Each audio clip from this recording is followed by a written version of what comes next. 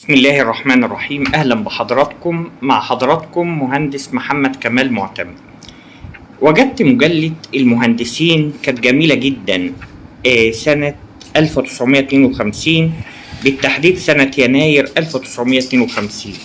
الحقيقة فيها حاجات جميلة جدا بتدلنا على قوة الصناعة المصرية زمان كانت عاملة ازاي. تجد فيها حاجات قيمة زي صباغة الجلود المصرية، زي بعض الحاجات الجميلة. وجدت بعض الإعلانات كان في راجل طيب اسمه نايف عماد باشا، المصنع بتاعه قبل ما يتأمم كان موجود في طنطا، كان بينتج زيت كتان اولد جولد، يعني الحاجات كانت جميلة أوي بصراحة يعني.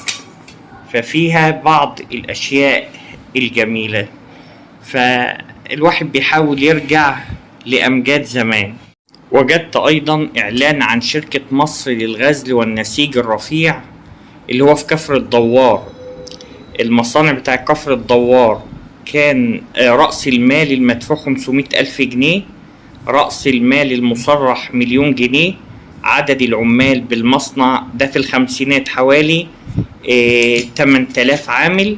عدد المغازل 110 ألف مخزن.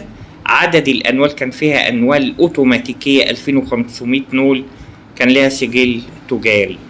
فدي كانت شركة مصر للغزل والنسيج الرفيع من القطن المصري اللي هي كانت في كفر الدوار.